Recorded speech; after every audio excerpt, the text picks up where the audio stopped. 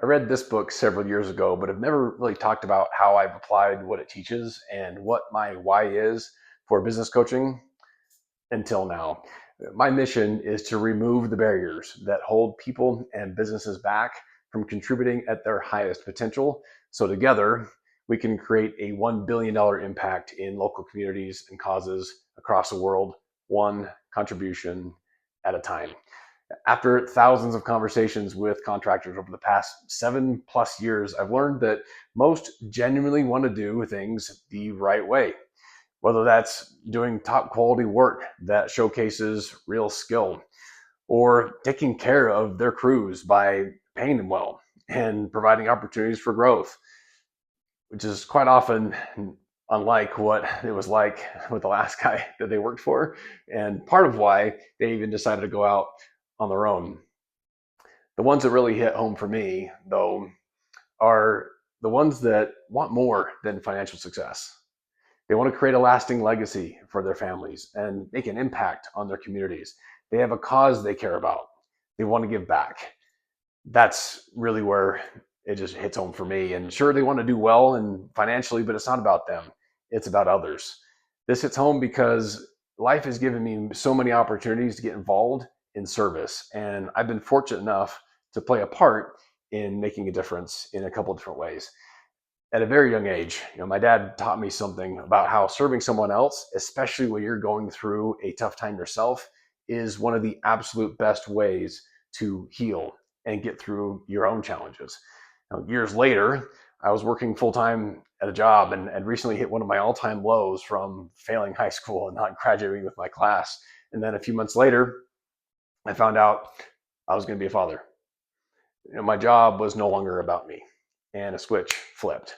I went full throttle into career mode and got promoted in record time, married my high school sweetheart, saved a ton of money, and bought a house for the three of us to live in before our son was born.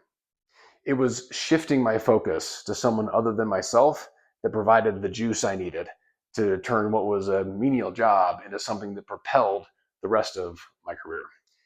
This mindset shift, specifically the value of looking outward, has saved me time and time again over the last 27 years.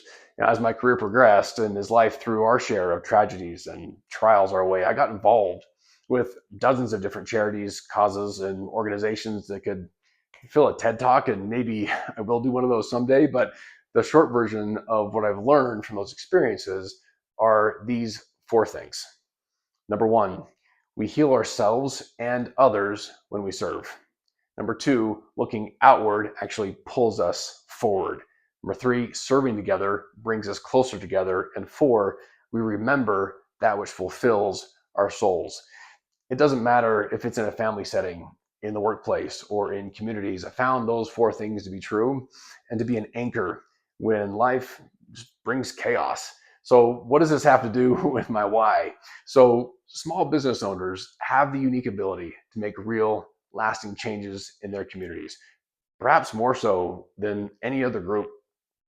Yet, when I talk with them every single day about their desires to give and to serve to a greater degree than they currently are, there's three major obstacles. They don't have enough financial success yet, or they don't have enough time, or they don't have a plan that makes it happen consistently on a regular basis. So, with all the causes, charities, and organizations that carry a strong personal significance to me, I've learned that I can't solve all the world's problems on my own. And giving back in a meaningful way really requires deep personal connection to the cause. It's what pulls us forward and makes things actually happen, because it's just never that easy. And I don't have a connection to every cause, but what I've become obsessed with is realizing that one of the greatest impacts that I can make for however long I'm on this earth is to remove those three obstacles from as many business owners as possible. If I can do that, then the ripple effect will be significant. I want to connect with and serve those with a heart to serve others.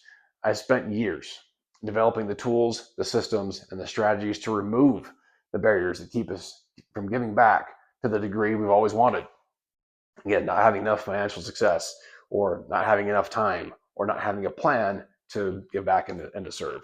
I have clients who are giving back in a variety of ways, and it's incredible to see it happen firsthand. Just a couple of quick examples.